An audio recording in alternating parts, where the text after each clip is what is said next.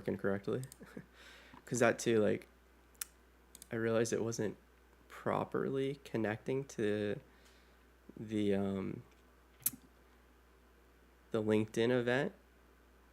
It was just going directly to our page, which is kind of weird.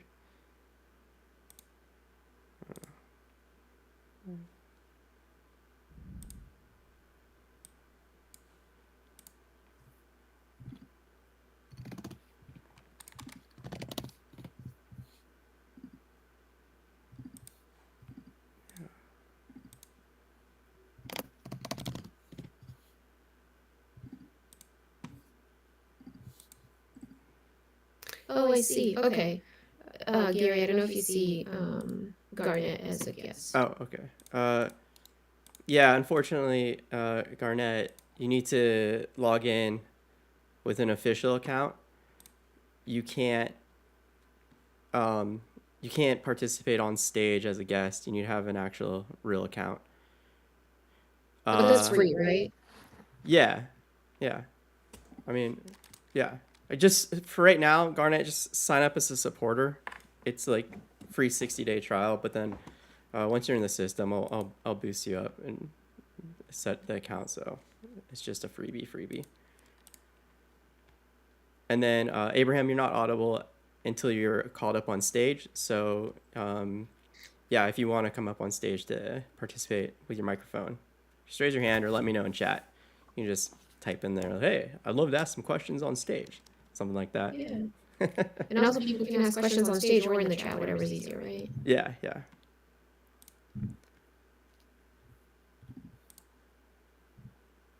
On stage to participate with your microphone. Straight. All right, cool. At least the live streams are looking good on LinkedIn, and it's connected to the actual event this time instead of just a random post. No worries. It's fun. We're all along for the MVP journey of this wonderful platform or community, I should say.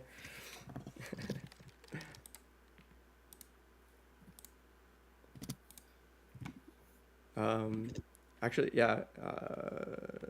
Hang on a second. Just see if I can grab that code too that the mentors have. Windows. Too many windows.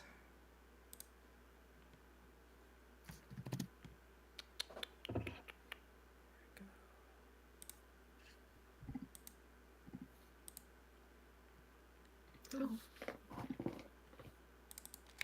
One second.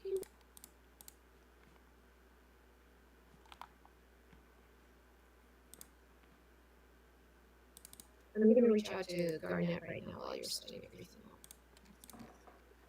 up. Guilty, so I'll be right back. Yeah, also I'm messaging you a code that you can give to him. I just DM'd you over here. All right. Oh, where is that?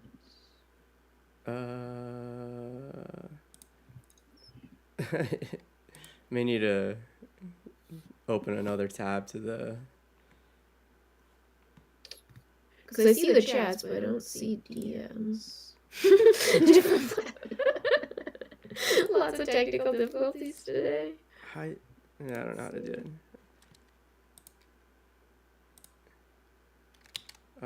Here, I'll post in chat. Or do you mind emailing me? Is that okay? To our email thread? Sorry about that, people. Yeah, I'll do that.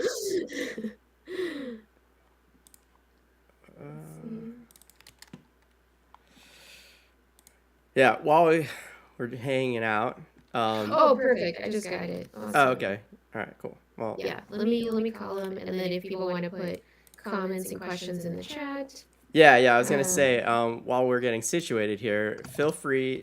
A couple different things. Think of some questions, and these questions can be really broad, or they can be very specific to venture capital, investing, fundraising, pitching, pitch decks, any sort of a thing like that. But also, Garnet and Irina both have incredible backgrounds in different fields.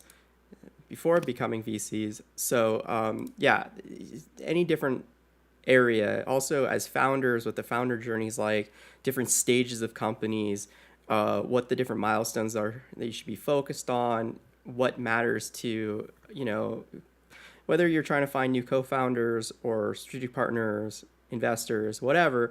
It's always good to like contextualize what stage you're at, what kind of stakeholders you should be looking for and why, and what their perspective is in regards to judging you as a founder, as a leader, as a company, as a potential deal, or anything else like that.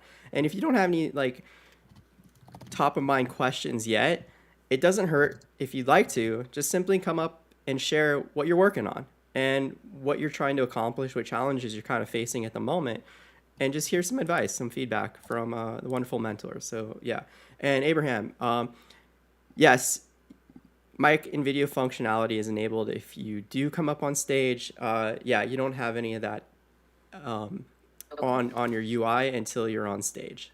So yeah, for the time being, you're just an audience member hanging out. Hey, Boyan, nice seeing you again.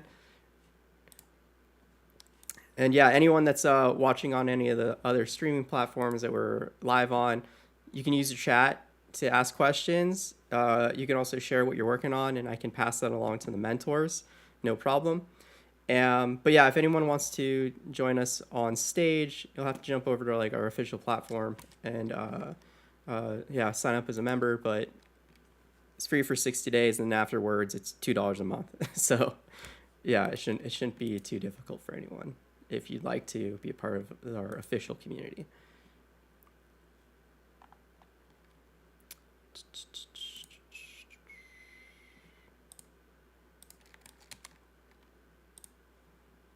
Chats.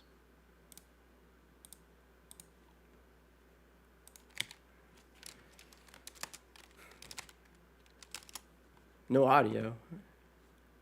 Twitch is saying no audio? Are you kidding me right now? Okay, good. All right. Twitch chatter is just making me stressed. All right. Nice. All right, give us a moment while Garnet gets situated. Yeah, I'm already on my toes. Dr. Paxmore of Twitch. My computer crashed and had to reinstall the driver card again. I think it might be maybe Power Tools in Windows or Power Toys. Is that what it is? Just, yeah, Windows updates and different stuff just not playing well. It's been crashing at different times. Before it was only when I was trying to play Path of Exile 2 and tab over to Hulu. Now it's when I turn on my external monitor.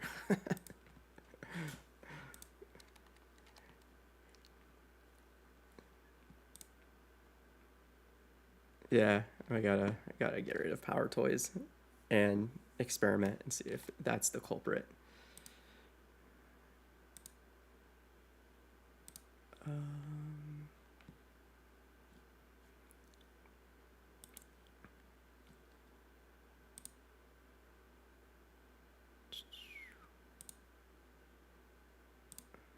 Okay.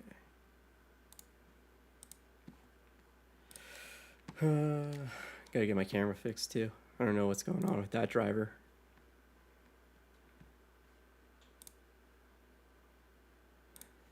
It's probably a good time to say, hey, hit those likes and subscribe buttons so I can pay someone to do IT.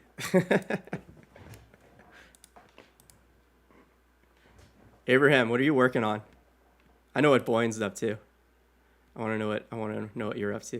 Just give me like, if you got a link, drop a link in the chat, and then we'll bring you up on stage once everyone's up here and able to share their beautiful experience and brains with you.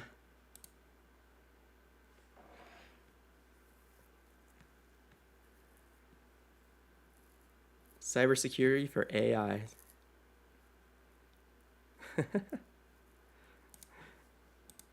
Interesting. Boyne's working on an AI product too. make it easy. Essentially, like no code solution for people wanting to create AI tools. Maybe you can use his tool.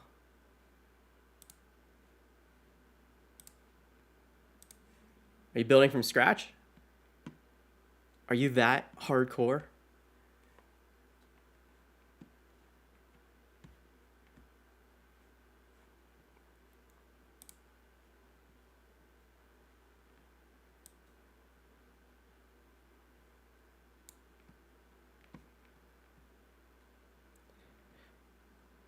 Building with a partner in Bangalore. We're part of a large cybersecurity company here in the US. Same team. Yes, from scratch. Well, okay, that's impressive.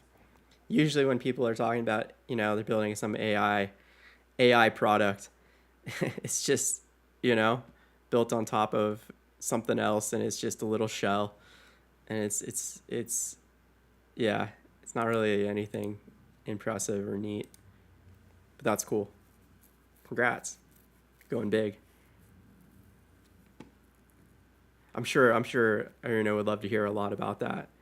Her background's in data. She does a lot of due diligence for AI companies, or that's kind of how she got into VC, if I recall correctly. She'll expand on that when she's back, but she was doing a lot of due diligence between the deals to make sure that those AI companies that were trying to get funding were actually legit and not just some cookie cutter smorgasbord of different stuff just slapped together claiming to be some cool AI product.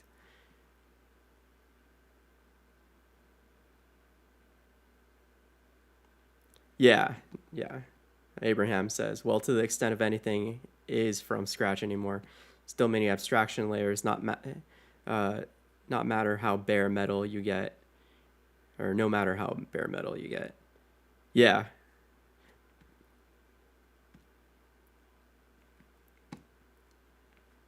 It's definitely, of course,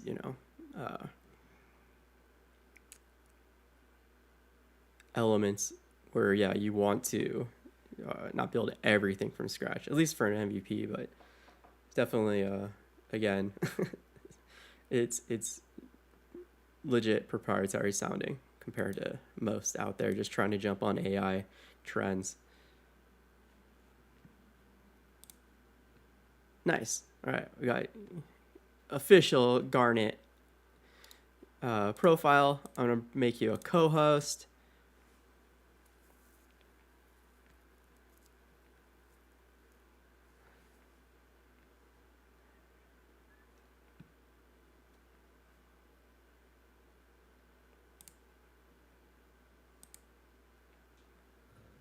Perfect. We'll see you on then.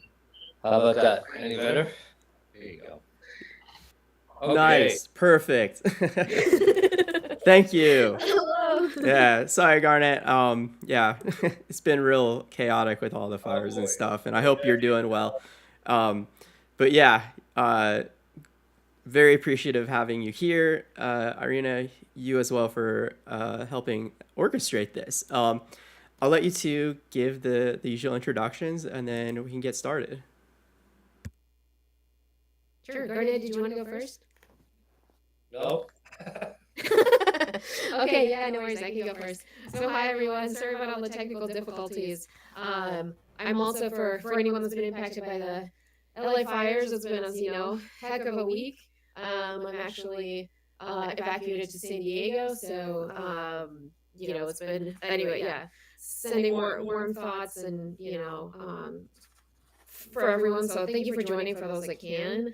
I help funds and accelerators evaluate the AI startups because my background is kind of being on the other side. I've led global data AI teams, invented algorithms, implemented them, taught many grad students how to do the same, do real-time analytics, AI. And then I mentor probably now close to 50 startups a year, all sorts of industries, and host a lot of different office hours in the community with 805 startups, and a lot of other accelerators. And actually, me and Garnet hosted a different office hour a few months ago and thought we can host another one. So thank you for having us. No, yeah, of course.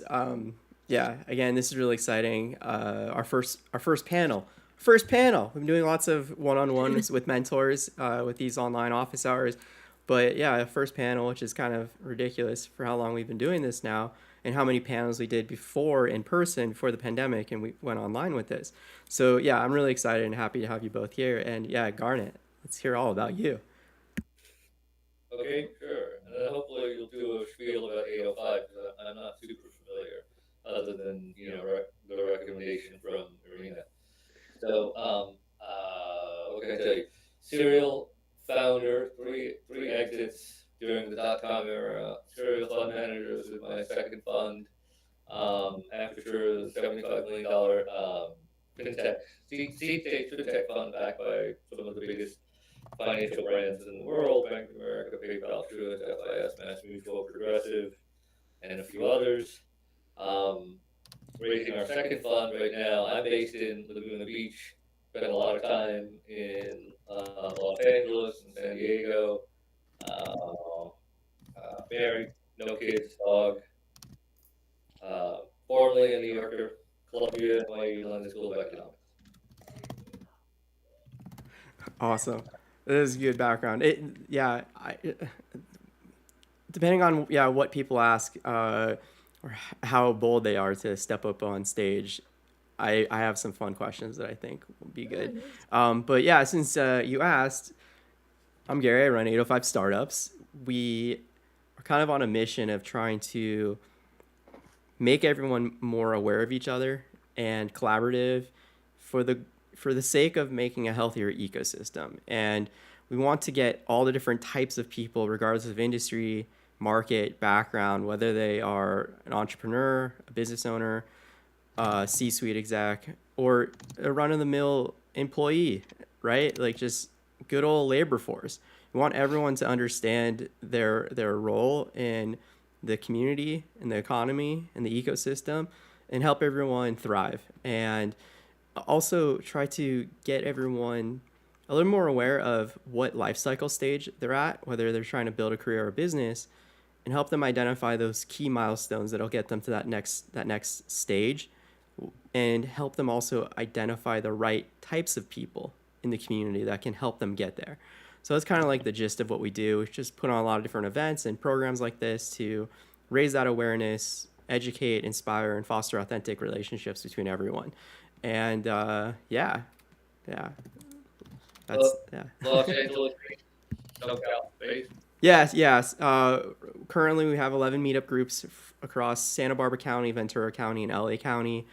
We're very much Southern California focused with all of this, and currently trying to secure some new sponsors now that we're back after the pandemic, so we can do more in-person events in each of these counties and eventually expand.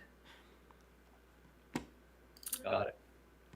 Excellent. And you're in Ventura also anxiously probably watching boundaries, but different boundaries than me.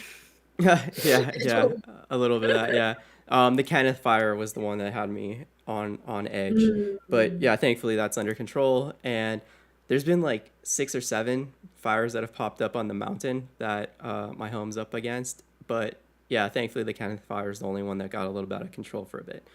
But ready and packed if need be. So yeah, a little bit on edge. But so far things are going good. We've got power, we've got internet. So I'm excited to do this.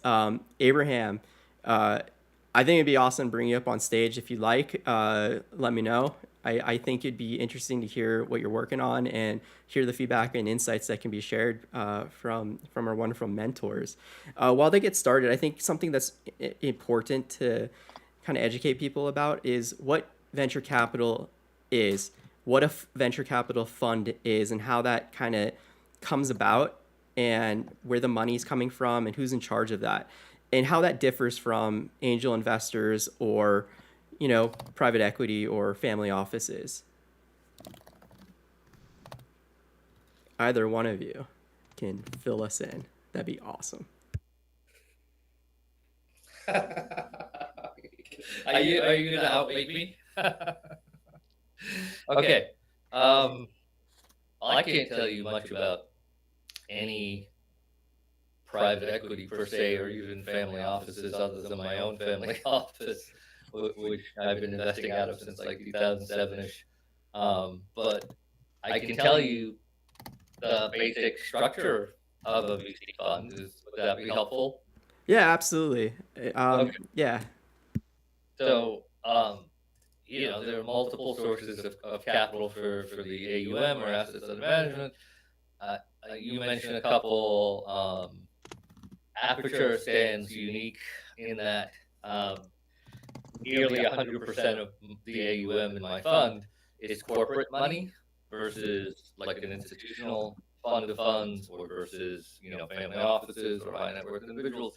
So and the fund thesis is built to essentially be the seamless marriage of financial capital from corporations and then strategic capital or operating capital or relationship capital also from the corporations.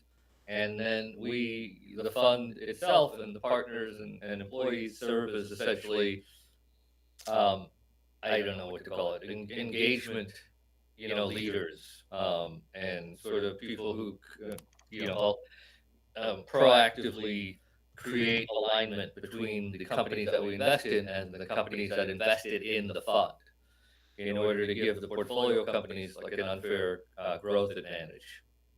So that's a little bit about general structure and a little bit about aperture structure. So, oh yeah, Irina, yeah.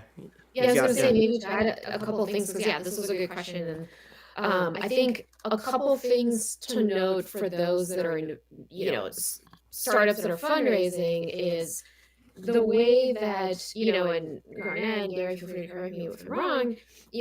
Kind of the way that everyone makes money is the what's called as 2 and 20 structure. So it's there's usually a management fee for the fund. It's about 2%, but it could vary fund by fund.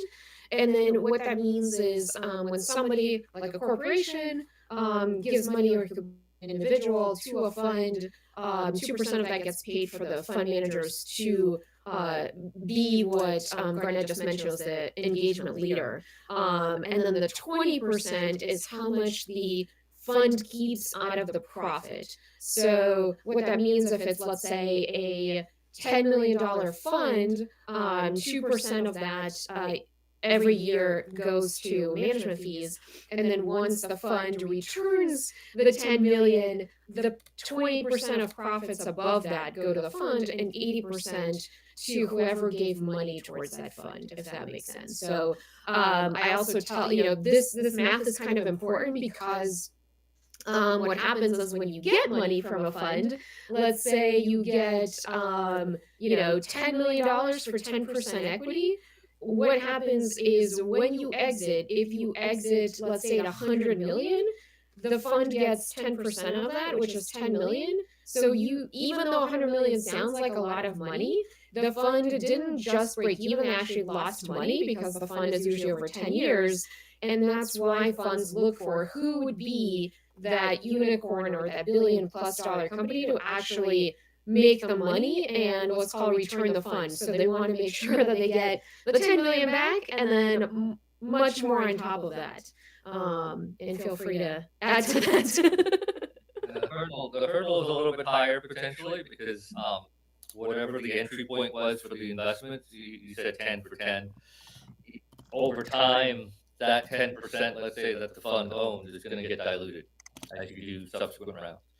And so, our rule of thumb for planning is, typical venture-backed companies will end up owning half of what we owned at the entry point investment. So the hurdle becomes even higher for the return. And another key difference for founders to understand too is the amount of agency that the VC fund like managers have, the ones that are earning that 2% management fee to run the whole thing. It's tied to an investment thesis that is typically agreed upon while they're raising money from other investors, whether those are individuals or family offices or corporations or something else, where that differs from an angel investor where it's very much that angel investor doing whatever they want. Correct? I didn't catch that last part. So just trying to make more of like a distinction between decision making between angel investors and VC funds, and how angel investors pretty much do whatever they want on the whim. They may have an investment thesis, they may not, but it's totally up to that individual angel if they want to stick to it or not. Where a VC fund, when they're raising money, they're sharing their investment thesis with those entities giving them money for the fund, and typically they have to stick to that investment thesis. Correct? Yeah, it's by and large, even in a small fund like ours, um, there's it's called different things, but generally it's an IC or an investment committee.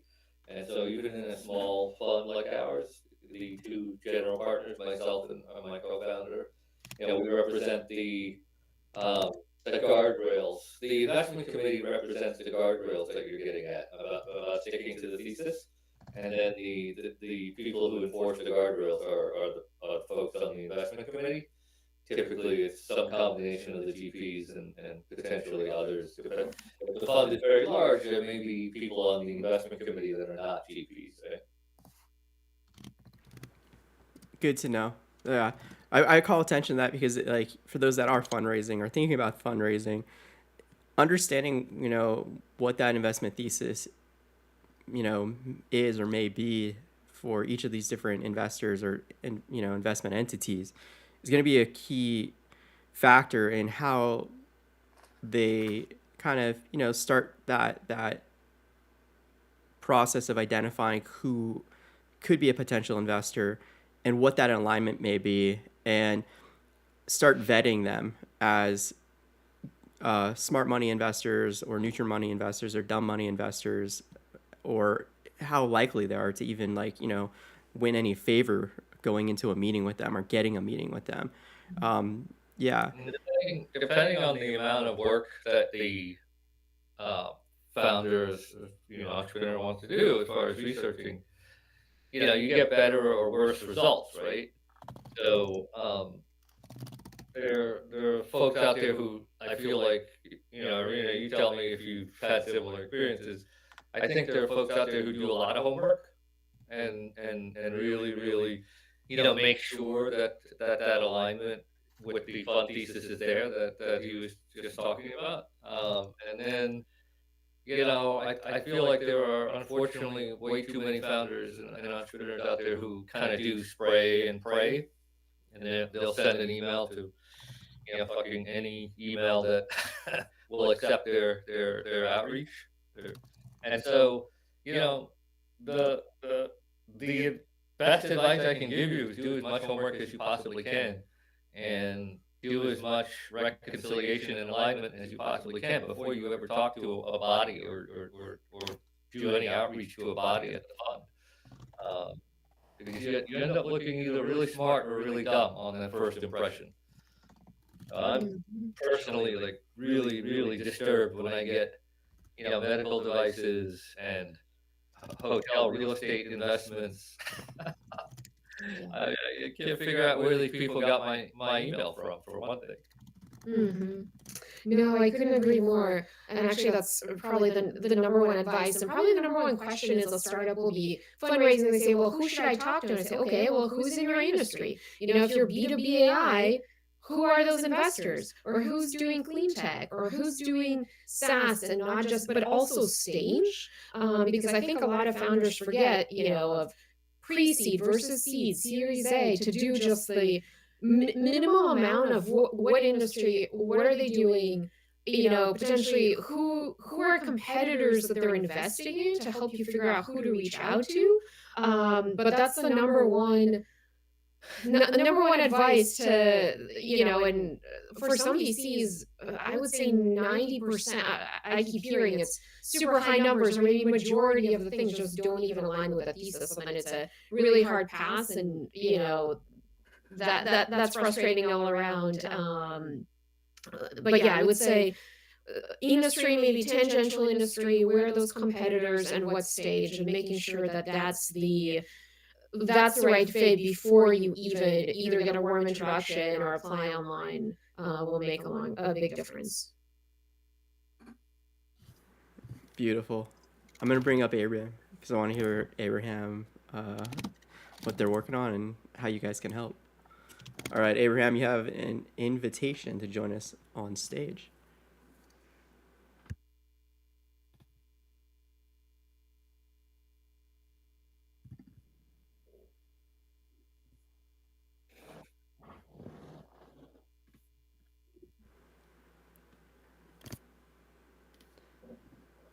Nice. We got camera. Seems like we got mic. Yeah, Abraham.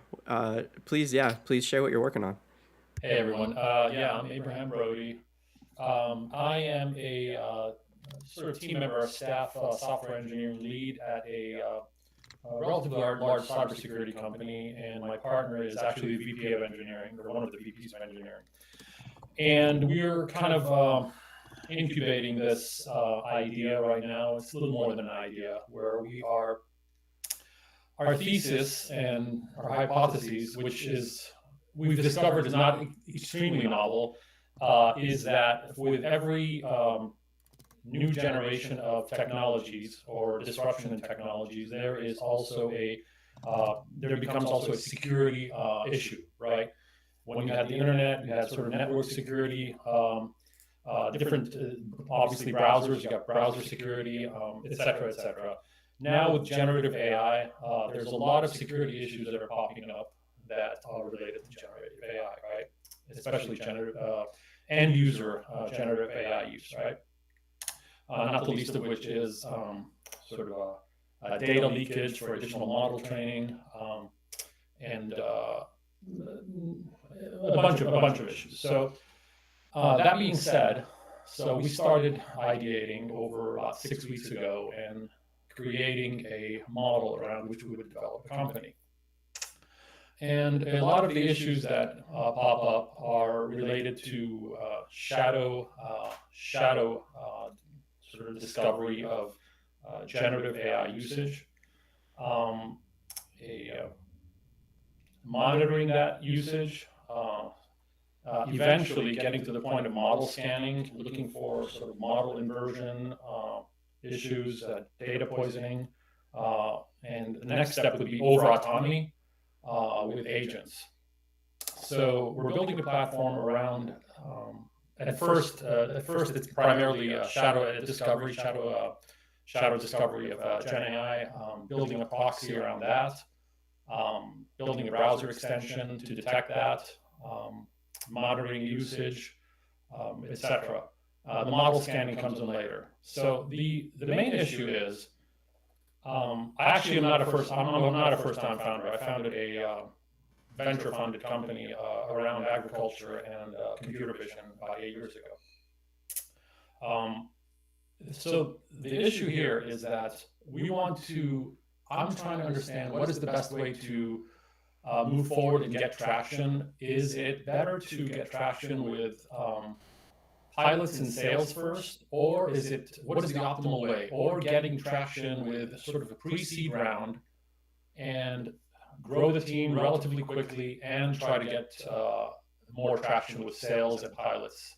This is sort of this hurdle where we're kind of like, all right, what do we do next? Despite the fact that I've done this before, it was a little different before because we already had these strategic partners lined up before in the agricultural space. This time it's kind of like, okay, now you have to reach out, you almost have to cold call in a sense. So any advice would be appreciated.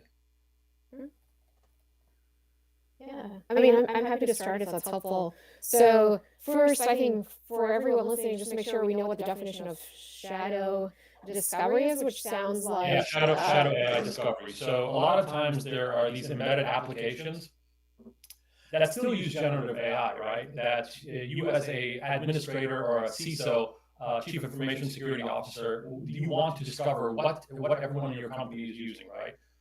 It's not just ChatGPT. You go to ChatGPT and you discover, oh, they're using ChatGPT. Sometimes other applications are using ChatGPT as well that your company is using, right? So we try to discover those with various techniques.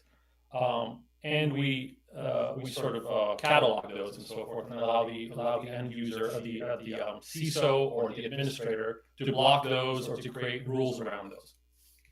So that's one of the issues with shadow AI. Okay, I was going to say more broadly. I think it's about just unauthorized access. So you're Correct. we want to predict where's the unauthorized access. So the short answer to your question, which is harder to do, is if you can do pilot and sales first.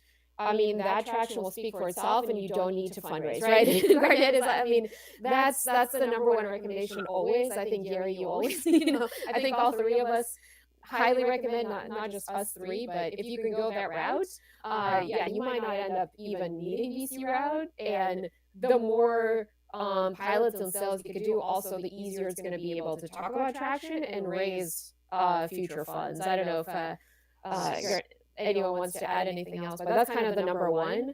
That's the real world answer right there. Yeah, how much traction have you seen in real life with this kind of strategy? I don't understand what he's asking. What are you asking? So how many successful or let me break it down. How many guys who come to you for funding have actually achieved this sort of traction in sales successfully before requesting a pre-seed? As a percentage of the overall.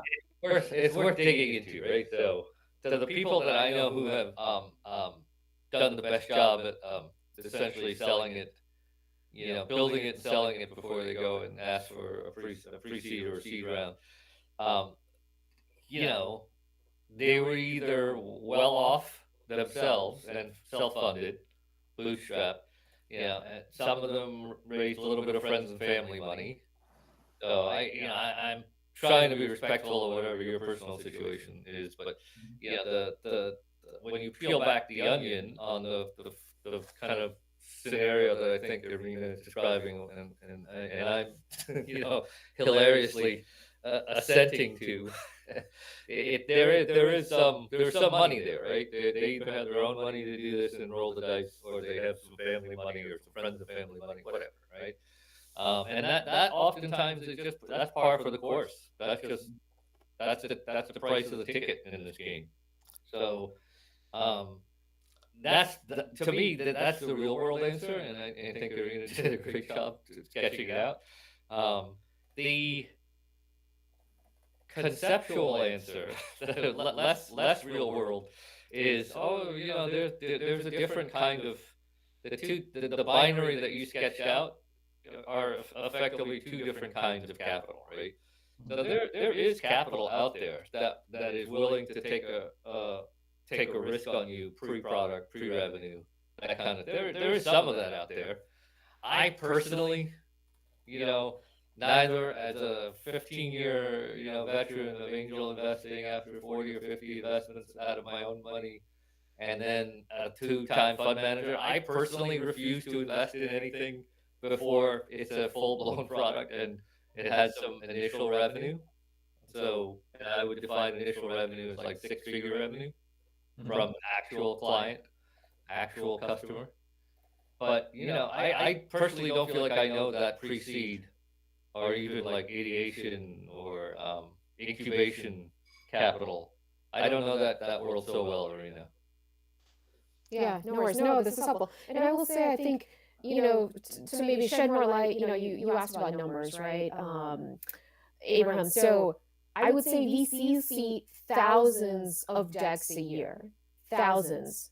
Depending on the size of the fund, they might make 2 investments, maybe 5 tops. So the ones that stand out, there's a lot of reasons that things will stand out, but I will say, having seen, probably I've reviewed, I want to say hundreds, I'm not in the thousands range, but in the 300 to 500 decks over the last 2 years, 2 that stand out start their pitch with, "We're a quarter away from revenue."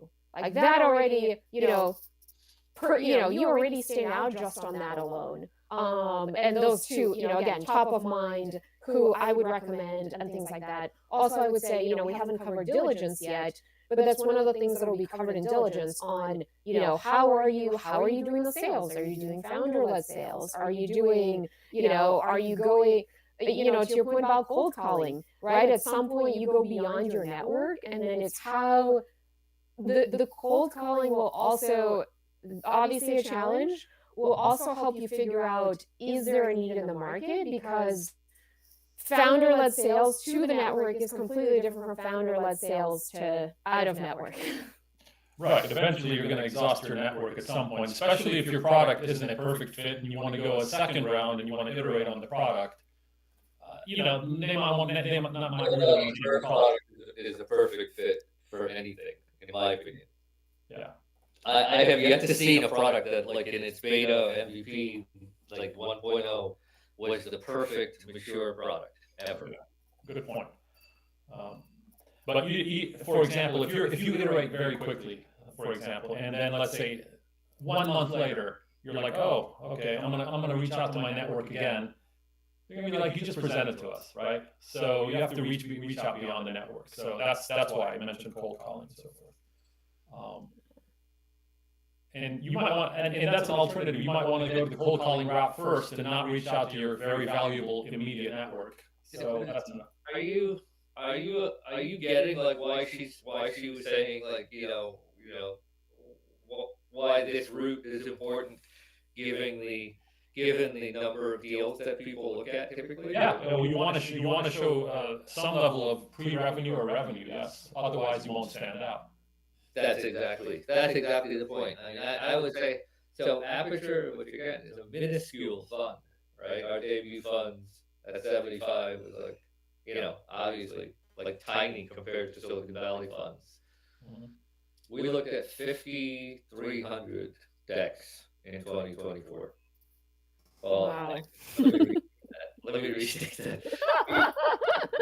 We received 5,300 decks on a solicited and unsolicited basis.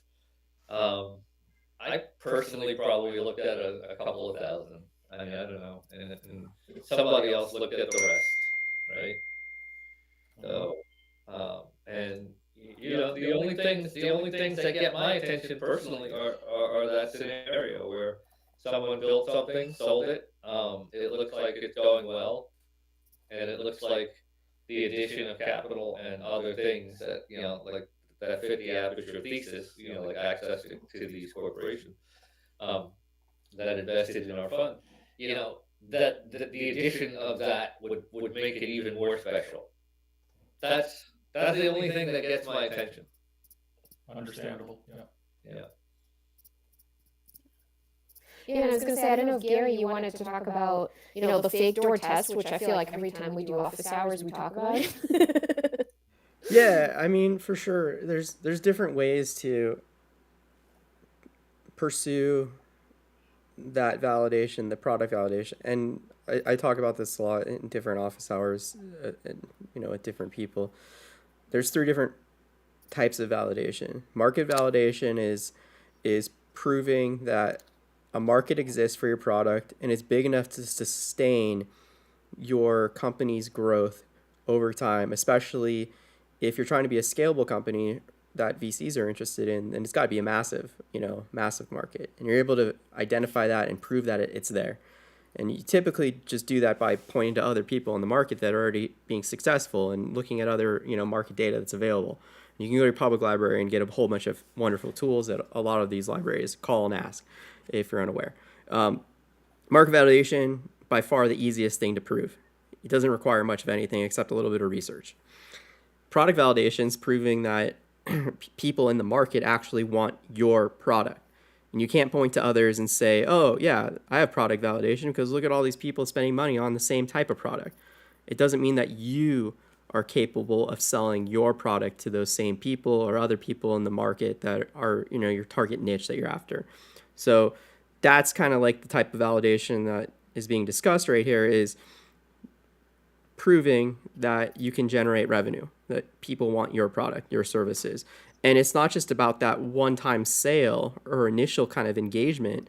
Product market fit is the pinnacle of product validation, where you're showing over time you have ongoing positive trending traction, that these customers love your product, they love your company, your brand, everything's in alignment, and they keep coming back because they're enjoying that experience. They're getting real benefits out of that and ultimately value out of the amount of money that they're investing into your product, into your service, right? And more than that, they love it so much that they're telling other people in their network to try it too. Because they're like, oh, hey, I know you're all about this. You got to try this too. It's amazing, right? And they act as your word of mouth marketing team. That's what product market fit is. And it takes time to achieve that and demonstrate that and really prove that you have it. And then the other type of validation is operational validation. That's proving, demonstrating that you as a founder, as a business leader, are capable of operating a company successfully. And that too takes time. And there's lots of milestones to hit along the way as you're getting started and you move through the different stages of a life cycle for a business. But it's something that you got to consistently show. And one of the most important aspects of that is your aptitude, how you handle adversity, how you stick to a methodology that allows you to effectively learn and grow along the way and make those iterations. And that's what Garnet was talking about earlier in regards to, a business founder and operator showing them a product that's, an MVP or version 1 and it not likely being the perfect product yet. It still has to go through those trials, those, bits of adversity and that customer feedback, that user feedback to really learn where the hits and misses are to either iterate and optimize to be that perfect product for them or identify where you need to go and make those, those changes or full scale pivots to seize an opportunity that has now shown itself as you were running those tests and realizing that you were off the mark. It wasn't quite there, right? So it goes into all of that. And there's so many different aspects of operations, business operations that are all the boring stuff, finances, accounting, how you strategically align yourself, what investors you go after, who you bring on as like, a new hire, a co-founder, when you do that, all the legal aspects of all that. So it's incredibly nuanced and complex, but it's something you can do over time as you go. And that's, what you want to kind of highlight when you're pitching to these people for investment or as a co-founder or anything else, right? You're demonstrating how effective you are as a leader, as a business founder. Hopefully that helps make some sense of this. But a fake door test is something you can do early on without your product being released, where you essentially set up a situation where it seems like a person can get your product or service. They can buy it. But when they try to obtain it, you inform them that, oh, sorry, it's not ready yet. Like the most classic example of this is I'll set up a landing page, has a big banner at the top, and it says early access window closing soon.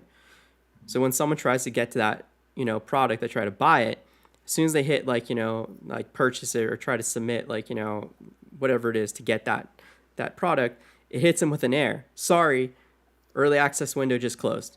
And then I pop an opportunity for them to join the waitlist then, which is really important too if you're building a waitlist, because you want to qualify all the people that are trying to get your product, and you don't want to have a bunch of people on a waitlist that are not qualified. They're just kind of curious or whatever. It's going to give you a lot more leverage for yourself in terms of those validation tests, but also in following up with the right people as you start to move from fake door test to beta testing to full on MVP release or whatever else you got going on.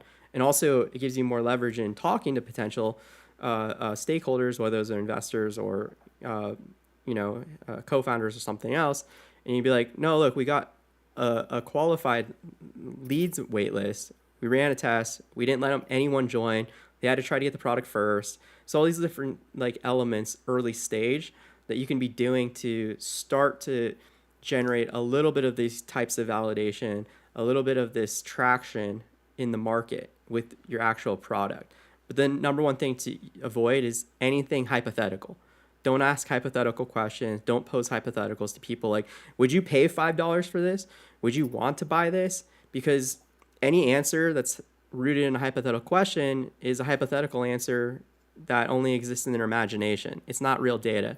If you're going to ask questions to do that type of research, collect that data, make sure it's rooted in existing behaviors or past behaviors. And then you can interpolate what they're likely to do based on that, right? So if you're like, oh, the most you've paid for this type of product is $5, and you currently pay $5, and you've been paying $5 for the last 3 years, there's a good chance you'll be willing to pay $5 for my product too.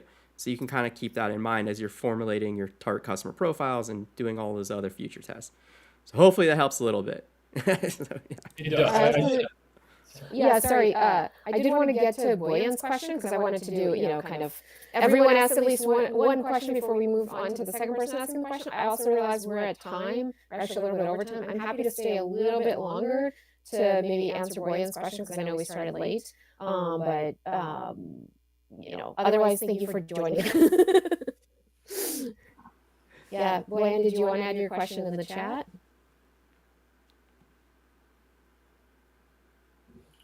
Or join us on stage? Are you talking to me or? No, I think there's one more participant that didn't actually get to ask a question yet. Yeah.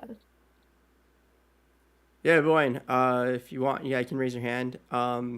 Abraham, if you have any follow-up questions, Boyan says no worries. Cool. Oh, So Abraham, have you got anything follow-up or anything I else? just have one question. What is your opinion of advisors, and at what stage do you recommend advisors, if you do recommend advisors?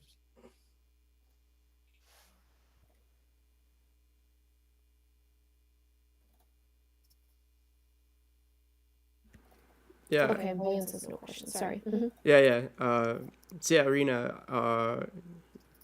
I know Sure. you've been an advisor for a while now. Garnet, I'm not sure, if you have, but Irina, it'd be great to have you start us off on that answer. Yeah, that sounds good. And I think, Garnet, you've been even, board of directors, so I think more official advisor. So yeah, happy to start on the advisor question. So I would say I don't think there's a too early. I think there might be a too late. So too early is kind of you're talking through things, get people I would say kind of the way that I would think about advisors is you can almost have like different types. You can have one that's your advisors could be your customers to say, how do I get product feedback? The other one would be either complementary skills or even similar skills to get you to have, I would say, play devil's advocate. The way I think of myself as an advisor is, there's always a trade-off. There's never right answers. There's some completely wrong answers, but there's never right answer. It's all about the trade-offs. And so as an advisor, I kind of wear the hat of, well, have you thought about XYZ? Or what is your current challenge? How do we talk through, what are you thinking about? Are there certain things you're not thinking of that I can tell you to help you make that decision, whatever decision that is? And maybe, discuss priorities, focus, go to market, whatever that is. Sometimes as an advisor, even though my specialty is data, AI, a lot of the times it's oh, you need a lawyer, or hey, this has interesting implications for XYZ. So just kind of having someone to bounce ideas off of. But when you're looking for an advisor, what stands out to me is I actually get, for better or for worse, a lot of requests on LinkedIn, including cold calls, not just pitch decks, but requests for advisors, and they have no idea what they want. Because usually somebody will email and say, hey, can you be my advisor? I'm like, great, what are you looking for? They're like, I have no idea, but your background looks great. I'm like, well, how would that even help?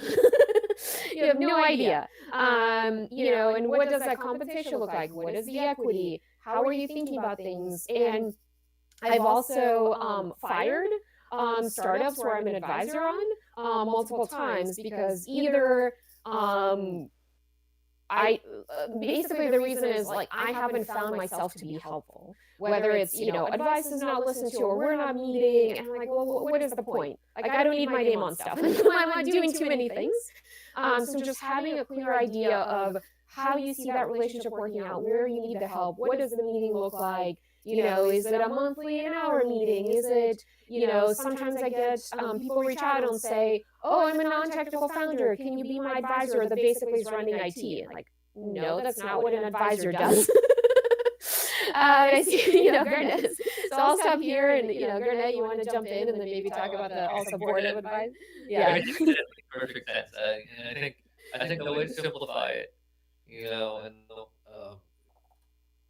is unfortunately also a way that makes it a little bit more, I don't know, mercenary or transactional even, right? Because you need to be engaged with advisors that are bringing something very clear and tangible to the table. And the only way to do that is to really lay it out for them. Um, the compensation or participation that they may have, that's a function of what it is you feel you're getting. If you're getting a first customer, or if you're getting technology development help at a discount, or if you're getting legal help at a discount. I mean, those are the things that the typical founder needs, right? And so those are the things that you should be willing to pay for with sweat equity and other types of like related compensation. But at the end of the day, it is transactional, and the like rapport and the that you have with them is obviously important. But unless you know this person for a long time, you're not really going to know what the rapport is until after you have some sense of whether the transaction is actually happening. The transactional exchange is actually happening. You know, um, so yeah, be simple, be transactional. Thank you both. Thank you all. That's very helpful. Yeah. No worries. I don't know, Gareth, you wanted to add anything on that? Yes. No, yeah, I wanted to ask like follow-up questions. The main one being what that sort of engagement should look like, and where the boundary is crossed, right? Where, like you're saying, hey, be my IT, my IT, employee essentially. When it's like that's not what an advisor's supposed to be doing. That's not what an advisor role is. So it'd be interesting. Like, yeah, I guess that's a two-part question. What should an advisor role look like, and what should that engagement be, and where's that like sweet spot where it's enough to bring value, but it's not overstepping those boundaries? Yeah. I say managing instead of doing, right? Or advising and managing instead of doing would be like a general line of demarcation. But that said, in the real world, there are plenty of advisors that help you build something with their own hands, and then pass it off to a newly acquired tech development resource, like offshore, outsourced, whatever. I'm just using that one example, right? And for that early help building something, they get some participation, some equity or something else, right? So, but by and large, I think the difference between an advisor and I guess it also is made a little bit murky because a lot of advisors agree to be on the team page. I don't know if you see this a lot, Irina, but a lot of advisors are on the team page and they have a title that makes them look like like they have an operating role. And that's part of the agreement, right? You're essentially leasing somebody's resume in order to make it look like you have a team that's bigger than you actually have. So that muddies the water. But by and large, I think like managing, advising versus doing is a good line of demarcation. Yeah.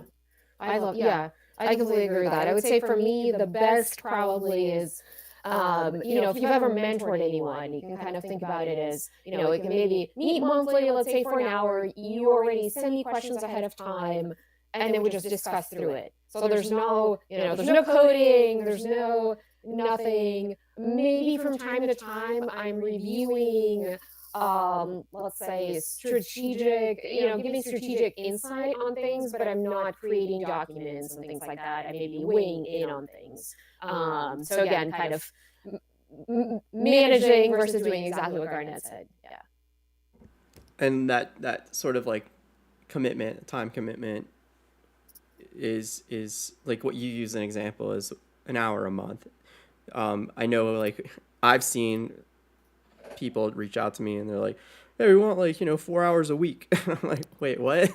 So like, Yeah. yeah, that too. Like, where's that kind of like sweet spot in regards to like that time commitment and related, like how does that get reflected in terms of the compensation, which is typically equity, but are there like other kind of like compensation arrangements? Yeah, that's a good question. So I typically, just because of all the things going on, I tend to favor the super hands off, maybe 1 to 1.5 hours every other week would be tops. I would say more than that, I feel like becomes more hands on and does end up muddying the water. Oh, go ahead, Garnet. Did you want to? I was Yeah. just saying, 3 hours a month, you're expensive. Oh, and I was going to say my equities, I do charge 1% of equity. Just because I feel like I only work with 1 or 2 startups on the advisory side and my skill set, and I'm very super choosy. And I do agree that does, it is on the higher end for advisors, but and then that actually vests monthly. And I make that very transparent also on my website and things like that. Of just like, hey, this is the rate. Um, should we move forward? Just because, but I also had somebody reach out actually last week, and I think they said they wanted 10 hours a week as an advisor. And I said, I cannot. I don't think I can do 10 hours a week as a consultant either right now. I just don't have the bandwidth, but especially as an advisor where it's, only equity. For me, equity is, I I kind of try it as a lottery ticket for full transparency. It's not, I don't ever expect it to pay out. And it's kind of like, I'm doing you a favor. Let me just help you. Is kind of how I think about it. I know a lot of startups value equity a lot, which, I understand it's a different risk model. For me, I treat advisory roles as volunteer roles that just have this monopoly money attached to it that I never expect to get paid out of. Like if that even like for full transparency. So I don't do it for, for money. And I've advised startups and I've had spectacular fails of startups that I've mentored, where I had to consult an SEC lawyer. I've had startups that screwed up my taxes on how, they said that they're like, I'm in New York and not LA, and it's just been super costly. And again, like I just do it to be helpful. And I actually have a lawyer that reviews every single contract, and I'm very wary of contracts that, to Garnet's point, will say you're advisor, but we want you to have the title of you're actually on our team. And I'm very, very cautious about how where you put myself as how I'm helping you. What does that role look like? What is the scope? What are the risks? What are the liabilities? I'm very, very cautious about that. So there are other creative things you can do beyond equity. People there's a whole class of like angel investor, especially on the West Coast, that will is willing to be an advisor in exchange for maybe some combination of equity and then like warrants or options. So they like the founder and the concept and the product enough that they're willing to get involved, exchange some non-financial favors or whatever, and then in exchange for the opportunity to invest later, but invest at a preferential rate, right? That's awesome. That's good. Yeah, that's a good idea to think about too. For some of, yeah, some advisors are investors too. I'm not. On the founder and or the product, it's another way to sort of slice the cheese, right? Yeah. Abraham, I'm curious, like did you have a strategy in mind already to seek out advisors, or like certain types of advisors? Is there anything there? I mean, the advisors we're probably going to be seeking out are more related to sales and marketing, because on our end, we're very technical on our end. We could probably always use someone who's more technical, but that's not the immediate need. Because I've got people on my team that are ML engineers. I'm highly technical. My partner's highly technical. So, but yeah, it's more related to sales and marketing and sort of reach out. Yeah, with those especially, do your best to vet them based on their methodology. Yeah. Like have them walk you through their methodology and contextualize it to your company, your industry, your market, your target customer profiles that you guys have maybe self-identified through some of your early testing, or have them, if it's their kind of like role to help you with that, make sure that like, yeah, you understand how they're going to arrive at those target customers, and that's those strategies and what those plans may be, or how they kind of educate you about all these things. If they're being more hands off, not doing the work themselves, you still want to make sure that they have a methodology that is able to effectively contextualize everything. Because I've had a lot of experiences with marketing and salespeople where, and this goes with a lot of different roles too. It's not only those roles specifically. It's kind of like advice that can go to any field, any role. But often someone that may be very successful, even in like a similar industry or the same market, they will often not have very clear methodology, and they'll just try copy pasting what worked before.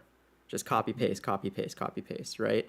And if you kind of go into that, it could be really easy to be led astray. Garnet, you're amazing.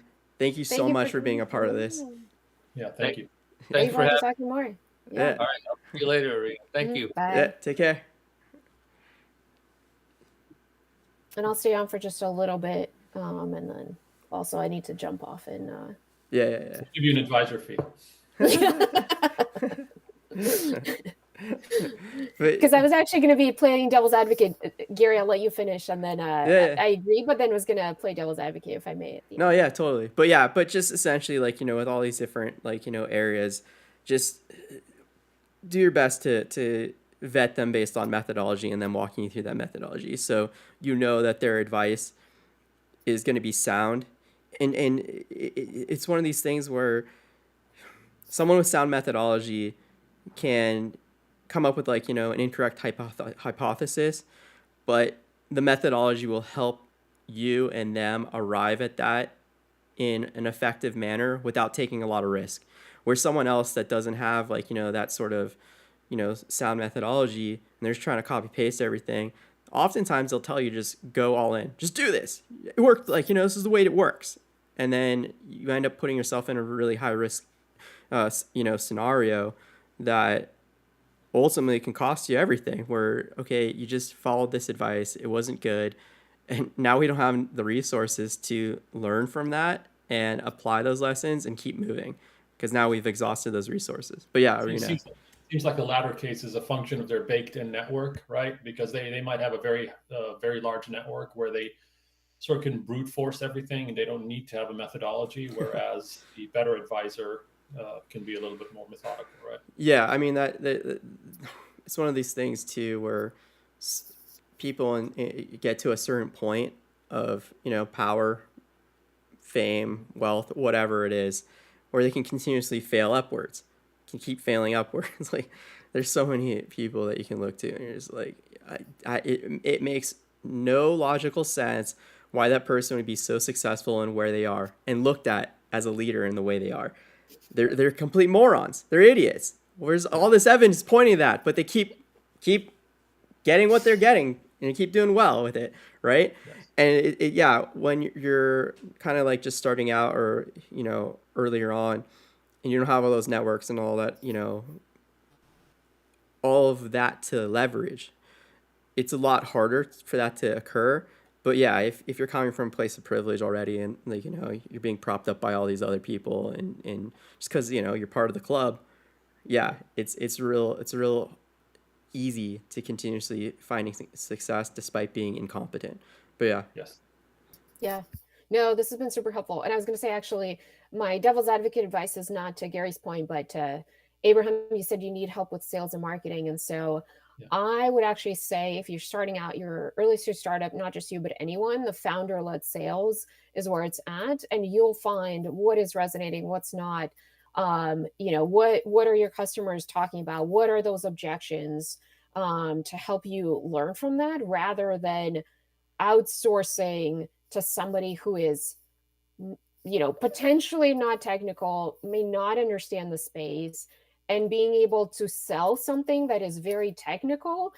Having been in management consulting, I found that gap a lot. Maybe projecting a lot of just like, hey, this was sold, and you're like, that is not even possible. Like, I don't even know how we're going to pull this off in general, but also on the timeline that you talked about, blah blah blah.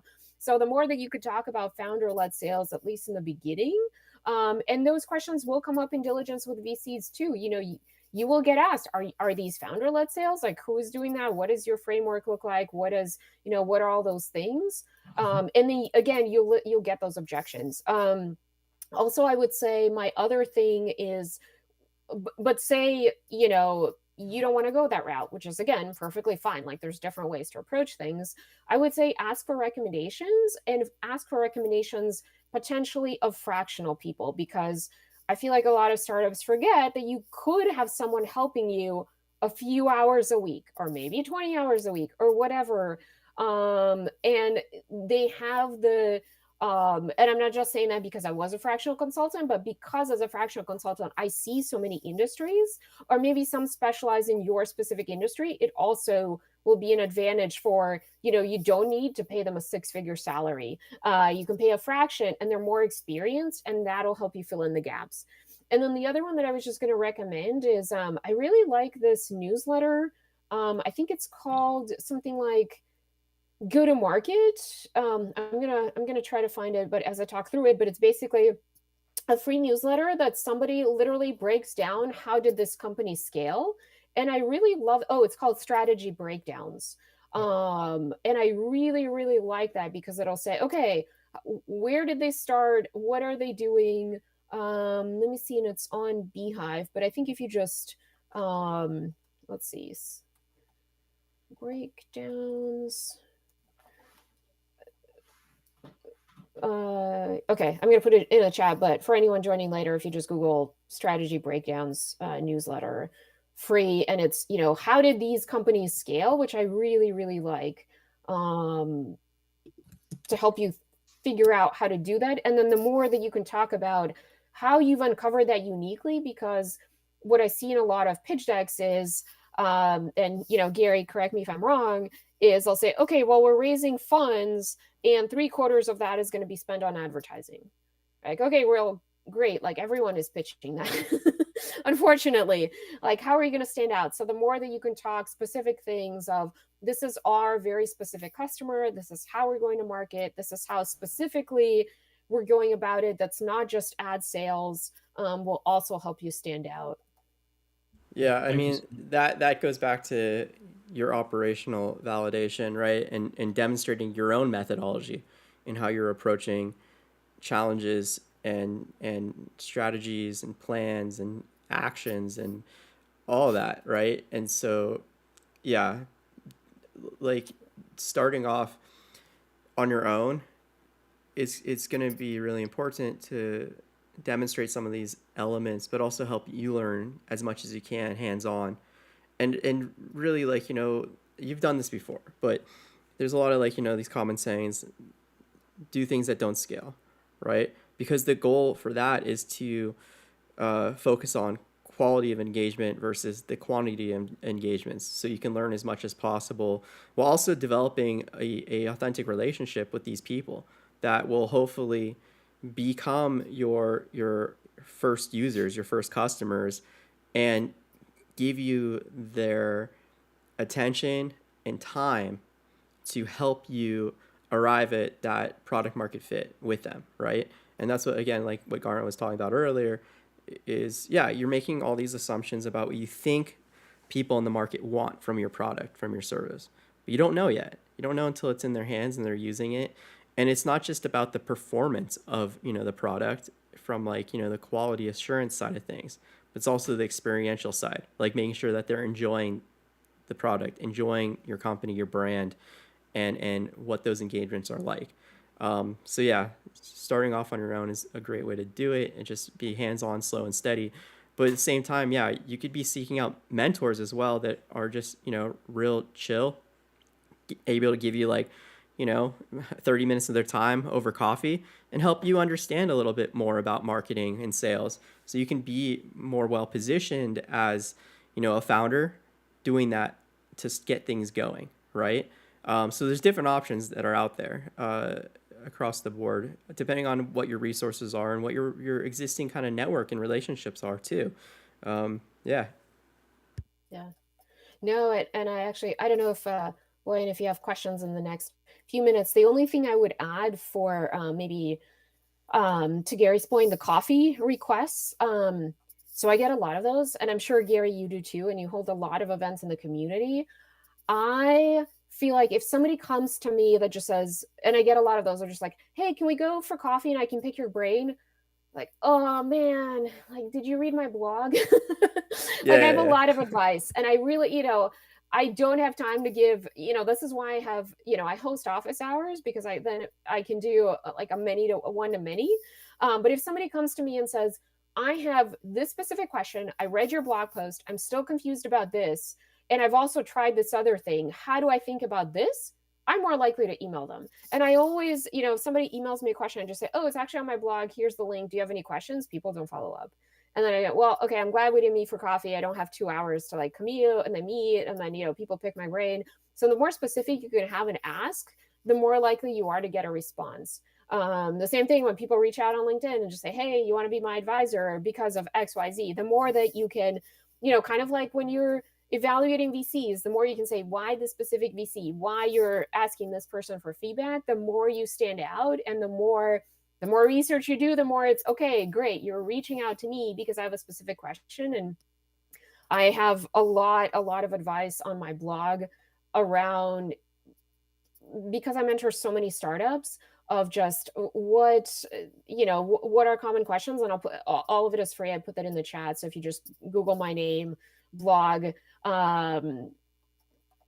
hopefully that helps answer a lot of questions. And then otherwise, obviously feel free to come to different office hours. I also mentored a lot of different accelerators, things like that, to get in touch so you can get free support in a one-to-many setting. Yeah, I mean, yeah, absolutely agree with all of that.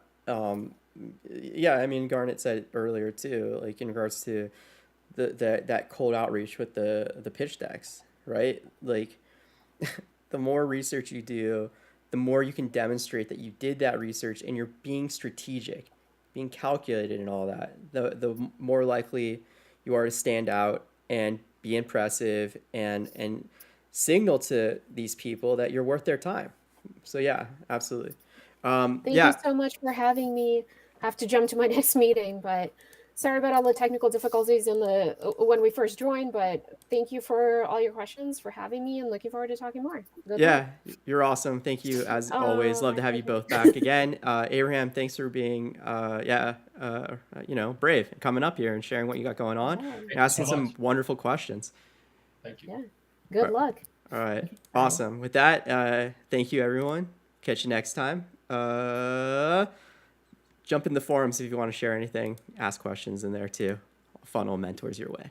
All right. Later everyone. See you, boy.